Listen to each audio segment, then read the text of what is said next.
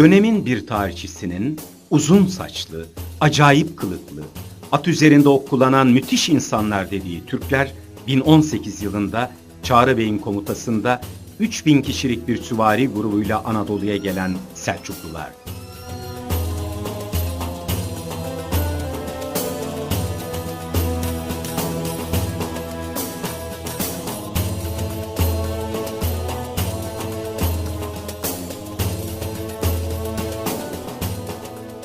Selçuklularla binlerce yıllık Türk ve dünya tarihinin yeni, önemli bir sayfası açılıyor.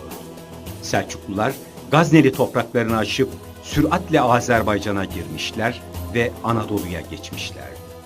Selçukluların başında bu dönemde Tuğrul ve Çağrı Beyler bulunuyor. Tuğrul ve Çağrı Bey, Mikail'in oğlu ve Selçuk'un torunuydu. Bu yüzden daha sonra kendilerine Selçuklular denmişti. Selçuk Bey, kendisi gibi o dönemde Müslüman olan 200 bin çadır Oğuz Türk'ünden bir beydi ve 24 Oğuz boyunun üç oklar kolundan Kınıkların başında bulunuyordu. Mahir süvarilerden oluşan Selçuklular, kalabalık hayvan sürüleri ve atları için bol otlaklı geniş yaylalar aradılar.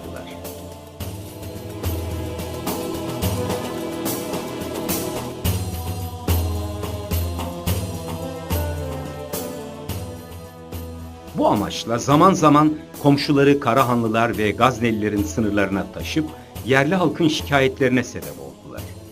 Selçukluların güçlenmesi bölgenin hakimi Karahanlılarla Gaznelileri zor durumda bıraktı. Siyasi durum iyice gerginleşti. Bölgede değişiklikler oldu. Gazneliler bir baskınla Selçukluları bir hayli zayiata uğrattılar. Bunun üzerine Çağrı Bey, dağılan Selçuklulardan 3000 kişilik bir süvari kuvvetiyle Gazneli mukavemet mevkilerini aşarak Doğu Anadolu sınırlarına kadar gitti. Van Gölü havzasından kuzeyde Tiflis'e kadar uzanan bölgede keşif harekatı yaptı. Bizans şehirlerine girdi. Ermeni ve Gürcü kuvvetlerini yenerek bölgenin otlak ve yaylaklarının keşfiyle gerek siyasi, etnik, kültürel ve askeri stratejik bilgileri topladı. Keşif harekatı neticesinde bölgenin Selçukluların yerleşmesine müsait olduğunu tespit ederek Tuğrul Bey'e bildirdi. İşte dönemin tarihçisinin gördüğü Türkler bunlardı.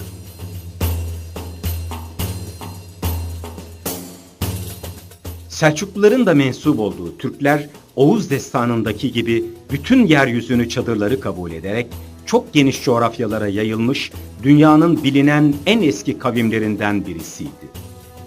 Bugün milattan önceki dönemlere ait Orta, Kuzey ve Güney Asya'da bulunan birçok eser onların güçlü bir medeniyet ortaya koyduklarını ispat ediyor.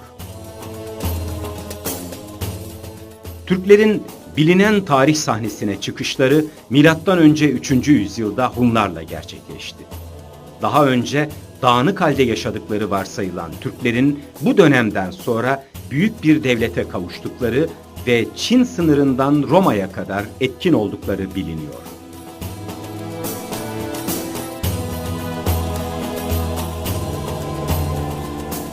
Zaman zaman zor durumlara düşseler de tekrar toparlandılar. Bir devletleri yıkılınca yenisini kurdular. Daha doğrusu bir boyun liderliğinden bir başka boya geçen iktidarlarıyla devletleri hep var oldu. Avarlar, Göktürkler, daha sonra Uygurlar hep bu tarihi akışın devamcıları oldular.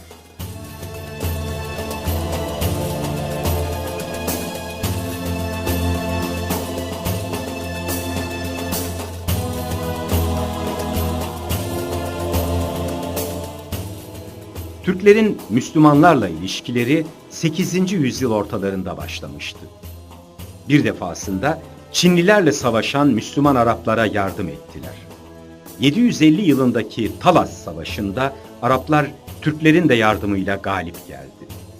Emevilerin son döneminde başlayan ilişkiler Abbasiler döneminde daha da gelişti.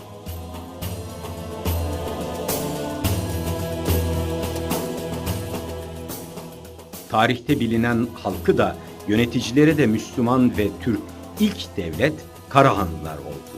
Bu devirde yani 950'li yıllarda Türkler diğer Müslüman kavimlerle ilişkilerini artırmışlardı.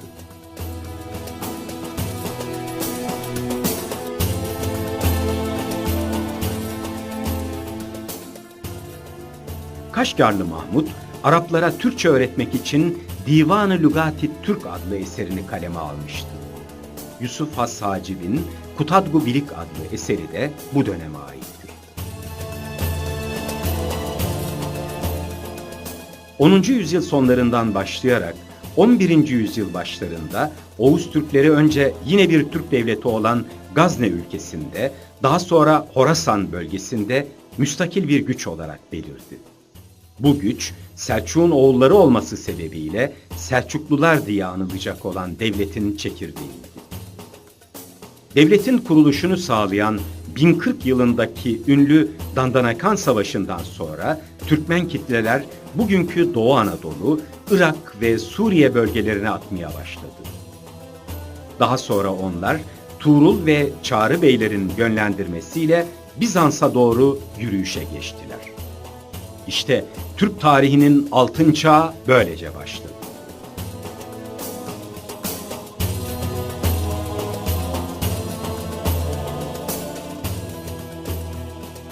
İç karışıklarla boğuşan İslam dünyası dışa dönük yeni bir güce kavuştu ve bu güç İslam dünyasının günümüze kadar en büyük temsilcisi olarak geldi.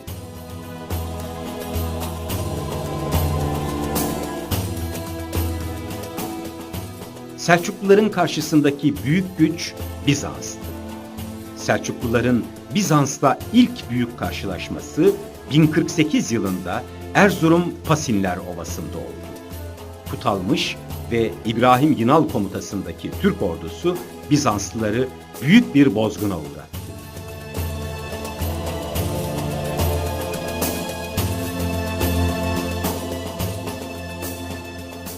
Bu tarihten sonra Selçuklu beyleri Doğu ve Güneydoğu Anadolu'ya birçok sefer yaptılar. Selçuklular eski Türk geleneklerine göre yaşamakla birlikte İslam'ın kazandırdığı hasletlere de derin bir bağlılıkla bağlanmıştı. Türkler daha ilk yıllarından itibaren tasavvuf hareketlerine de katıldılar.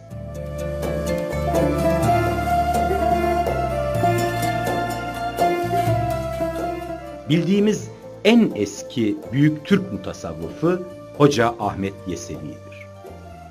Anadolu'ya Selçuklularla birlikte ve ondan sonra gelen bütün İslam velilerinin Hoca Ahmet Yesevi'nin müritleri olduğuna inanılır. Horasan erenleri veya Horasan erleri denilen Türkmen dervişleri işte bunlardır.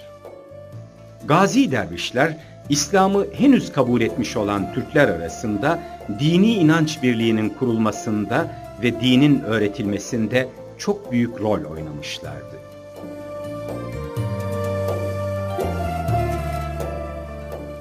Bunlar özellikle sınır boylarında İslam'ın gaza ve cihat ruhunu daima uyanık tutmak suretiyle Türk hakimiyetinin yayılmasına hizmet etmişlerdi. Bugün Anadolu'nun birçok köy, kasaba ve şehrinde türbeleri bulunan Gazi dervişler hala rahmet ve minnetle anılıyorlar.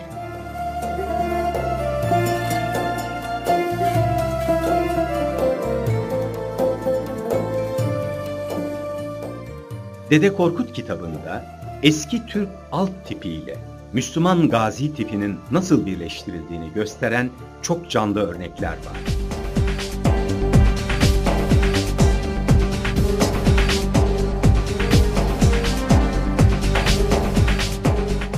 Tuğrul Bey'den sonra yerine Çağrı Bey'in oğlu Alparslan geçti. Anadolu fetihleri Alparslan döneminde de devam etti. Akınlar Doğu ve Güneydoğu Anadolu merkez olmak üzere Batı Anadolu'ya kadar yayıldı. Nitekim Alparslan 1064 yılında büyük bir orduyla Azerbaycan'a geldi. Gürcistan'ı tamamen fethetti. Doğu Anadolu sınırlarındaki Bizans idaresini kabul etmiş bazı Gürcü ve Ermeni prensliklerini kendine bağladı.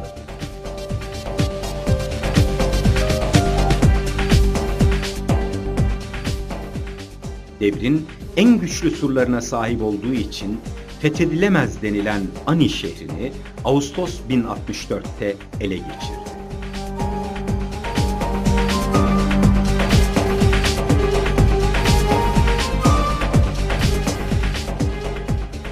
Alparslan'ın kumandanlarından Afşin 1070 yılında Batı Anadolu'ya kadar geldi. Bizans zor durumdaydı. Doğudan Selçuklular, batıdan Macarlar, Uzlar ve Peçenekler gibi Türk asıllı topluluklarda Bizans'ı sıkıştırıyordu. Türkmenler hem siyasi hem de iktisadi anlamda Anadolu'yu kendi gelecekleri açısından önemli görüyorlardı. Bu dönemde Anadolu'da nüfus çok azalmış, büyük bir kargaşa hüküm sürüyordu. Bizans tahtına Roman Diyojen geçti ve doğuya, yani Selçuklu Türklerine karşı bir harekat başlattı.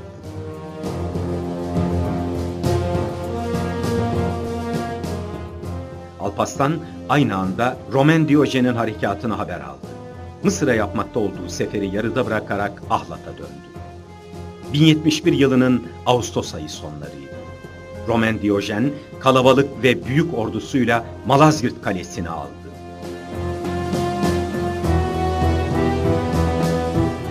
Alparslan ordusuyla birlikte Rahva Ovası'na geldi. Burası Malazgirt'e çok kısa bir mesafedeydi. Buradaki tepeleri kontrol altına alarak ordusunu yerleştirdi. Alparslan tedbirini alarak barış teklifinde bulundu. Red cevabı üzerine bütün savaş hazırlıkları yapıldı.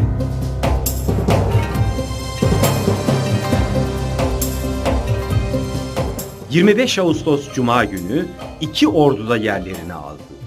Savaş düzenine geçti. Alparslan, "Ölürsem kefenim olsun" diyerek beyaz giysiler giydi ve ordusuna şöyle seslendi: "Beni izlemek isteyenler gelsin. Geri dönmek isteyenler serbestçe dönsünler. Onlara hiçbir ceza verilmeyecektir. Bugün burada ne emreden bir sultan ne de emir alan bir asker vardır. Ben de sizlerden biriyim ve sizinle birlikte savaşacağım."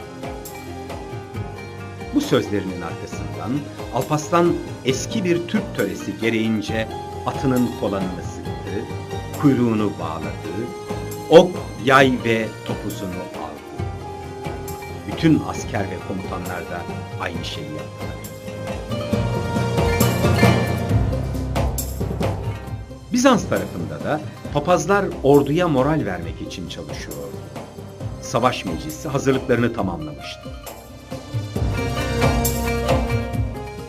Bütün büyük savaşlardaki Türk savaş hilesi burada da yürütüldü. Tekbir ve boru sesleriyle Selçuklu merkez kuvvetleri hücuma geçti.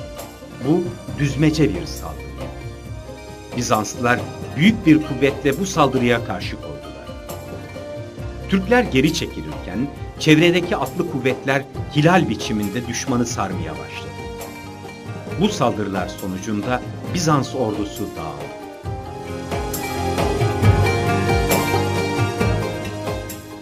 Bizans ordusundaki Türk asıllı Uz ve Peçenek komutanların Türk tarafına geçmesiyle tam bir bozguna uğradılar.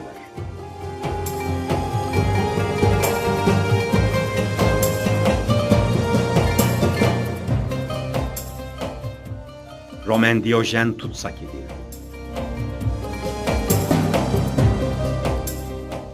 Malazgirt Zaferi bütün İslam dünyasında sevinçle karşılandı ve İslam aleminin en taze kuvveti olarak Türkler ön plana çıktı.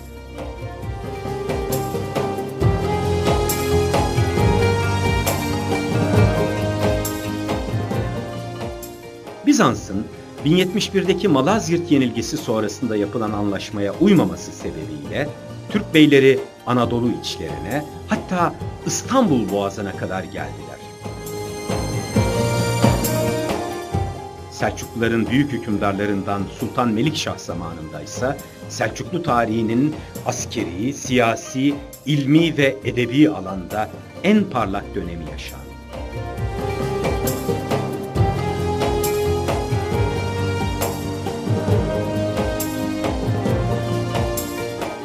Devletin toprakları has, ikta ve haracı arazi diye ayrılmıştı.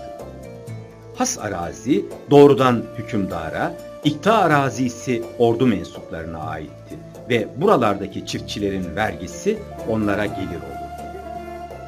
Köylü ve şehirliler küçük topraklarında mülk sahibi olarak istedikleri tasarrufu yapabiliyorlardı. Tarım arazisi ve ormanlar devletindi ve şahıslar bunun sadece gelirini alabilirdi. Toprak üzerinde çalışan köylüler de, şehirlerde esnaflık ve zanaatkarlık yapanlar da hür insanlardı. Ortaçağ Avrupa'sında görülen toprağa bağlı serflik sistemi yoktu. Köylüler de, ikta sahipleri de aynı hukuka tabiydiler. Yani hepsinin üstünde İslam şeriatı ve eşitliğe dayanan örf vardır. Selçuklularda devlet ilim ve alimlerin yanında olup gelişmesi için bütün imkanlarını seferber etmişti. Dini eğitim ve öğretimin yapıldığı medrese, tekke ve zaviyeler ülkenin her tarafında yaygındı.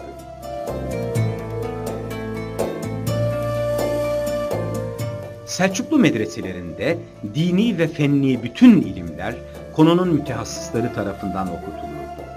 Selçuklular zamanında değerli alimler yetişip hala değerini koruyan orijinal eserler yazıldı. Medreselerde akli ve nakli bütün ilimler öğretilirdi.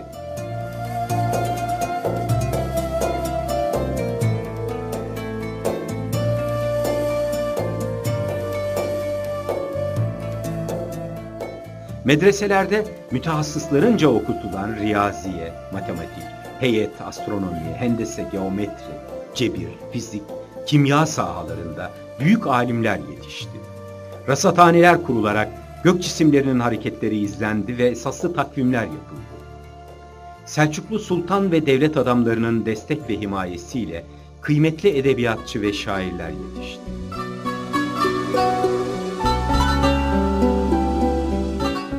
Selçuklu Sarayı'nda devlet teşkilatıyla edebiyat çevrelerinde genellikle Farsça, medrese çevrelerinde Arapça, Selçuklu hanedanı ve Türkmenler arasında ve orduda da Türkçe konuşulup yazılırdı. Büyük Selçuklu mimari ve sanat eserlerinin çoğu birer şaheserdir.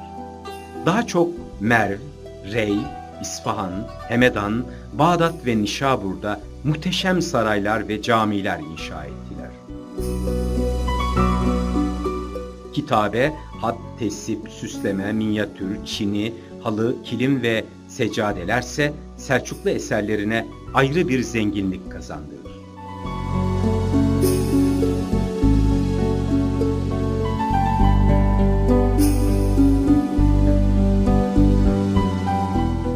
Selçukluların sahabe-i kiram, ehli beyt, alim ve muhterem zatlara saygıları büyüktü. Bu yüzden onlara muhteşem türbe ve külliyeler yaptılar.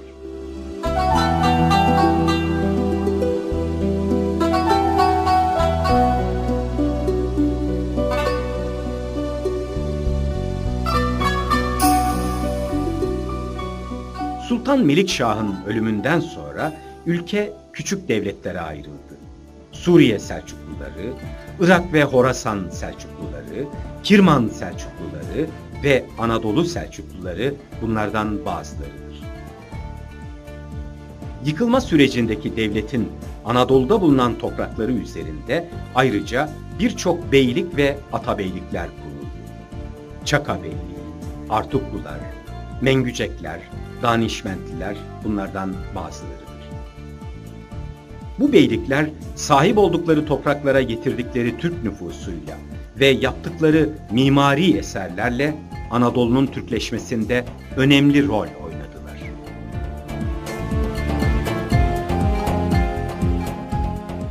Anadolu topraklarında daha sonra kurulan Anadolu Selçuklu Devleti'nin güçlenmesinde bu beyliklerin önemli etkisi oldu.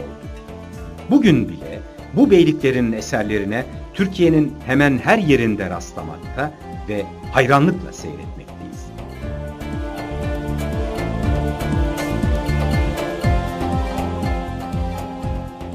Büyük Selçuklu Devleti'nin yerine kurulan en önemli devlet, şüphesiz bugünkü Türk Devleti'nin de temeli sayılan Anadolu Selçuklu Devleti'dir.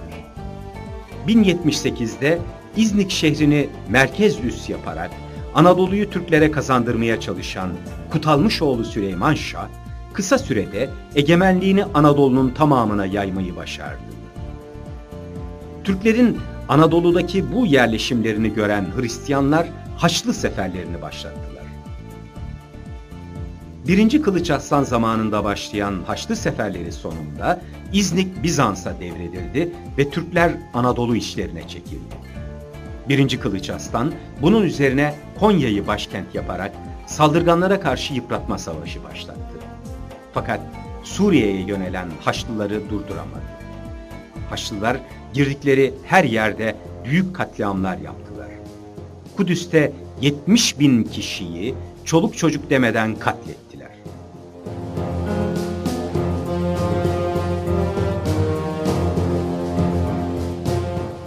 Sultan 1. Mesud, dağılan Anadolu Birliği'ni yeniden kurma çalışmaları yapıyor. Fakat Haçlı seferleri durmak bilmiyor. 2. Haçlı Seferi'nde Alman Haçlı ordusu Eskişehir yakınlarında Sarısu kenarında 1147'de imha edildi.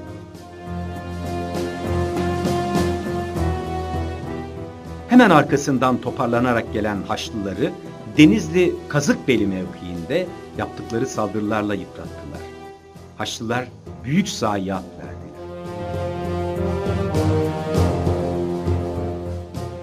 1. Mesud Konya'ya yönelen Bizans ordularını püskürttü. Haçlı ordusunu Ceyhan yakınlarında yenilgiye uğrattı.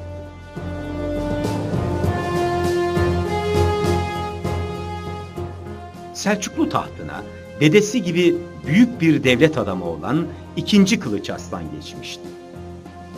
2. Kılıç Arslan, beyler arasındaki anlaşmazlıkları gidererek Anadolu'da birliği sağlama yolunda önemli mesafe almıştı. Selçukluların tekrar güç kazanması Bizanslıları ürkütüyordu. 1170'lere gelindiğinde Türkleri Anadolu'dan atma planları devam ediyordu. 1176 yılında Bizans İmparatoru Manuel bunu tatbik etmek için harekete geçti.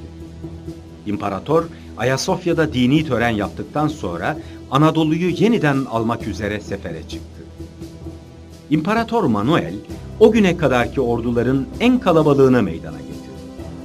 Sultan II. Kılıç Arslan bunu haber alınca 50.000 kişilik bir ordu oluşturdu ve bugün Denizli Çivril yakınlarındaki Düzbel'e geldi. Sultan Kılıç Arslan bir yandan sulh teşebbüslerini sürdürürken diğer yandan oldukça kalabalık olan düşmanı zor durumda bırakmak için elinden geleni yaptı.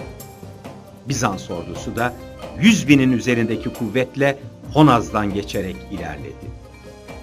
17 Eylül 1176'da iki ordu Miryekefalon'da yani Düzbel'de karşılaştı. Sultan Kılıç Arslan vadiyi bölen geçidi tuttuğundan Bizans ordusu ikiye bölündü. Geçit tamamen Türk kuvvetlerince kapatılmış olduğundan dar vadide sıkışıp kalan Bizans kuvvetleri parça parça edildi. İmparator Manuel ordusunun önce sol ve sağ kanadının daha sonra artçı kuvvetlerinin imha edilmesini üzüntüyle seyretmekten başka bir şey yapamadı. Böylece Türk Sultanı II. Kılıç Arslan tarihin en büyük imha savaşlarından birini yaptı ve çok büyük bir zafer kazandı.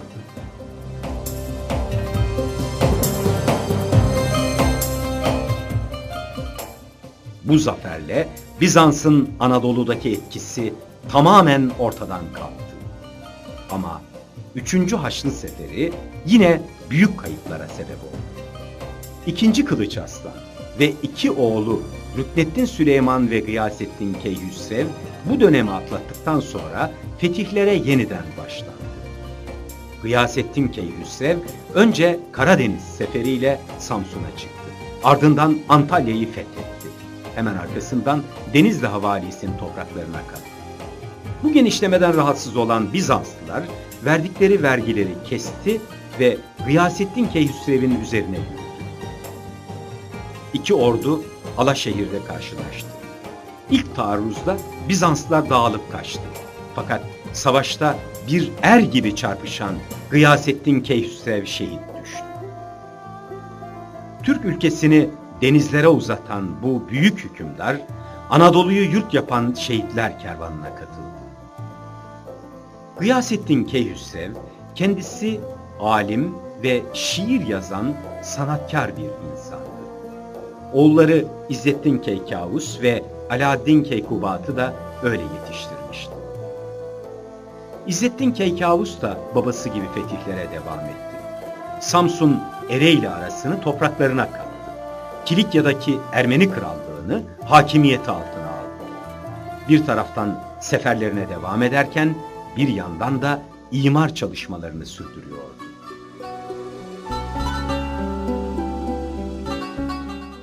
Sivas Darüşşifası onun en büyük eserlerinden biridir. Hem tıp okulu hem hastane olan bu eserin çağında bir benzeri daha yoktu. Ne yazık ki bu büyük sultan da genç yaşında vefat etti ve yerine Türkiye Selçuklularının en büyük sultanı diye anılan Alaaddin Keykubat geçti. Sultan 1. Alaaddin Keykubat zamanındaysa Türk tarihinin en parlak dönemlerinden biri yaşandı. Alanya'nın da fethedildiği bu dönemde devletin toprakları genişledi. Kırım'a asker çıkardı. Karadeniz'in güvenliğini sağladı. Bütün İçel bölgesini Türk topraklarına kattı. Mengücekoğulları Beyliğine son verdi ve merkeze bağladı. Mısır Eyyubileriyle iyi ilişkiler kurdu ve dost oldu. Bütün gücünü Anadolu'nun imarına verdi. Böylece harap durumdaki Anadolu gittikçe şenlendi ve ticari faaliyetler arttı. Türkler Anadolu'ya iyice yerleşti. Anadolu'dan Türkiye diye bahsedilmeye başlandı. Doğudan batıya Türkmen göçleri devam ediyor, yeni gelenler uygun bölgelere yerleşiyor.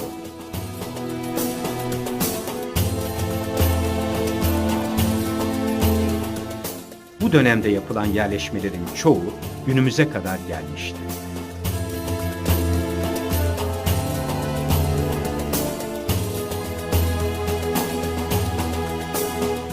İskan edilen Türkler yerleştikleri yere kendi boylarının adını vermiş, böylece Anadolu'da Kayı, Kınık, Yüreğin, Yazır, Avşar, Sorgun, Karkın gibi boy adlarını taşıyan yüzlerce köy ve kasaba kurulmuştu.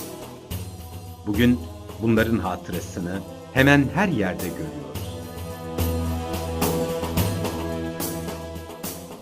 Bu köyler aynı zamanda yaylaklara da sahipti ve hayvanlarını bu yaylaklarda otlatıyorlardı. Anadolu'daki birçok yaylada o dönemden bugüne bu toplulukların kullanmış olduğu yaylalar olarak günümüze geldi.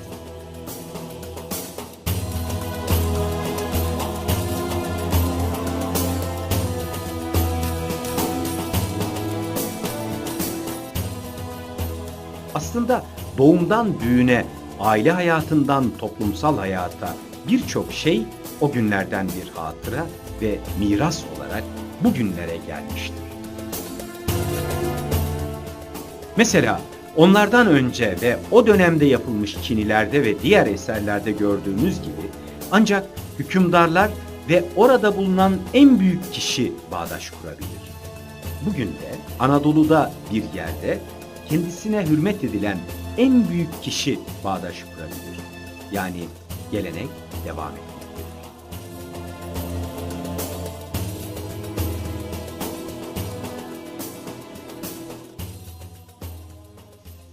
Orta Asya'dan, Azerbaycan'dan sadece göçerler değil, çiftçiler, şehirli zanaatkar ve ilim adamları, bürokratlar da gelmişti. Ve bunlar da Konya, Malatya, Tokat, Kayseri, Sivas, Denizli gibi şehirlere yerleşmişlerdi.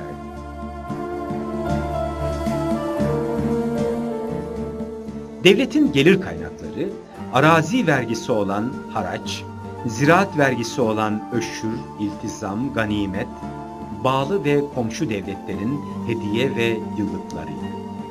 Halkın refahı ve devletin zenginliğiyle kısa sürede büyük gelişmeler oldu.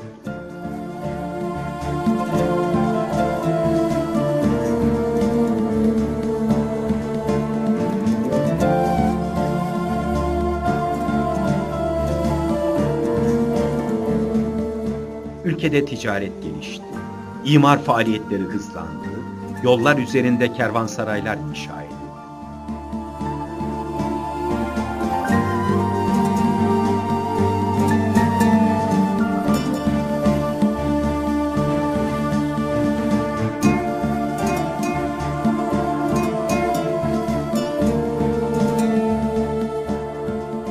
Artık iki denizin sultanı diye anılmaya başlayan Selçuklu sultanları tarafından Karadeniz ve Akdeniz'de tersaneler kuruldu.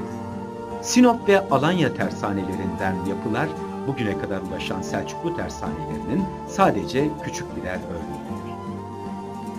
Anadolu Selçukluları da ataları gibi ilme çok önem veriyor.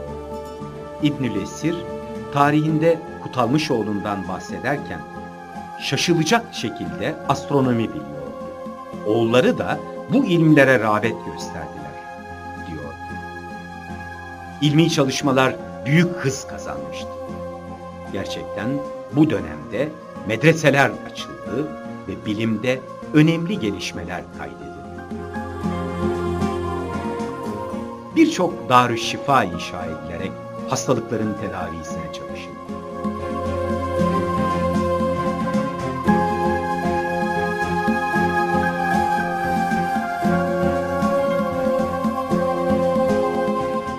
Anadolu Selçuklu ülkesinin başkenti Konya, her yandan bilim adamı, sanatçı, edebiyatçı, din adamı gibi herkesin buluşma noktası oluyordu.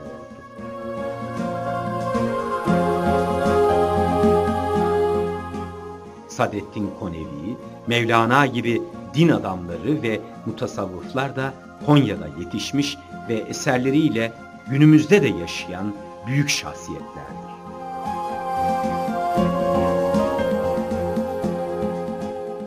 Bir başka bilim adamı Ebu'l-İz, tarihteki ilk robotların çizimini yapmış ve herkesi hayretler içinde bırakan bir eser vermişti.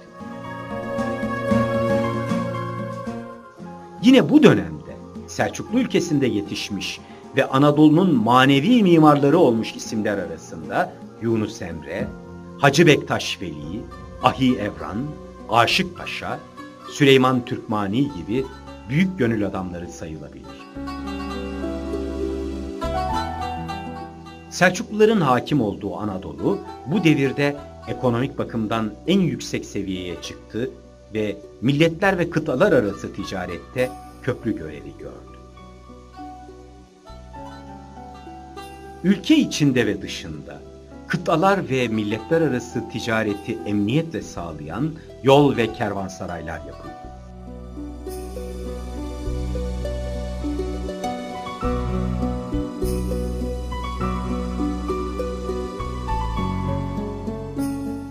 Ticaretin gelişmesi, gümrüklerin azlığı, üretimin bolluğu, otlak ve hayvanların çokluğu sebebiyle Selçuklu ülkesinde zenginlik ve refah vardı.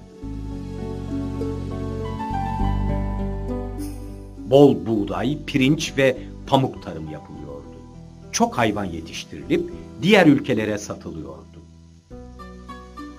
Madencilik gelişmişti. Bakır, demir, gümüş ve dokuma sanayi için şap madeni çıkarılıyordu. Denizli, Tokat başta olmak üzere birçok merkezde dokumacılık gelişmişti.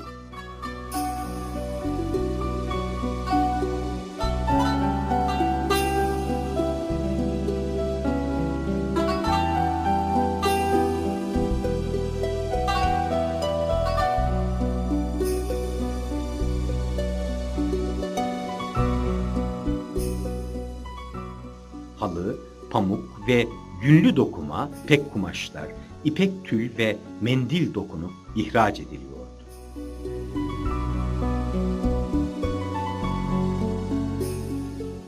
Toprak işleri de gelişmişti.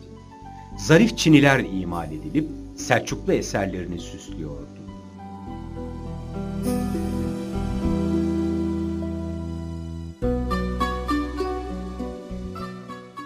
Yapılan ve satılan mallar sıkı kontrolden geçerdi. Her zanaat kolu bir lonca teşkilatına bağlıydı. Loncalar meslek ve erbabını kontrol altında tutardı.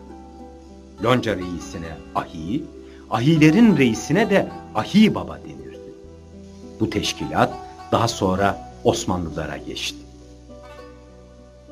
Esnaf ve tüccar mallarının alınıp satıldığı, tanıtıldığı hanlar ülkenin her tarafında inşa edilmişti.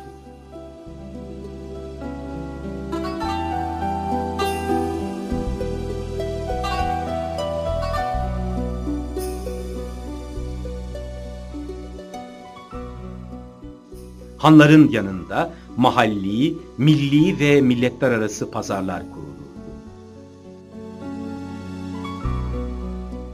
Selçuklular şeker ve nadide eşya alıp at, halı, ipek ve maden satarlardı.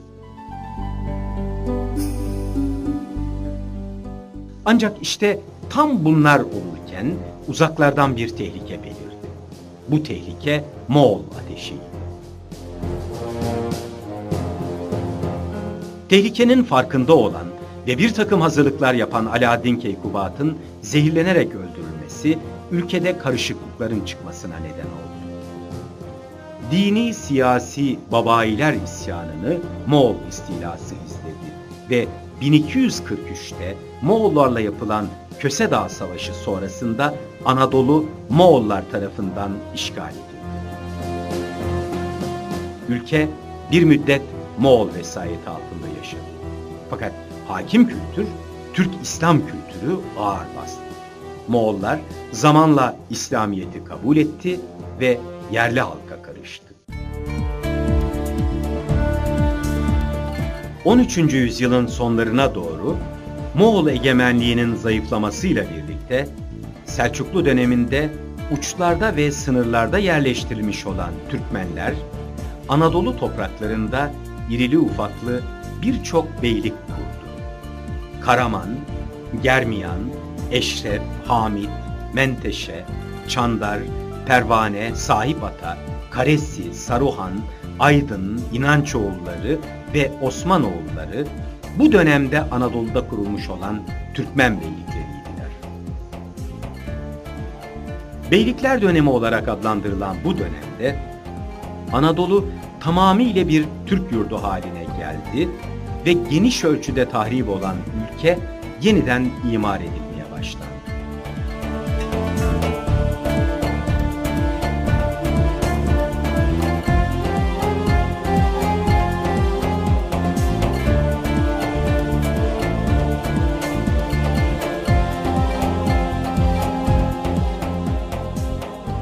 Dünyanın gelmiş geçmiş en büyük devleti olarak 600 yıl yaşayan Osmanlı Devleti, Selçukluların oluşturduğu işte bu sağlam temeller üzerinde kuruldu ve gelişti.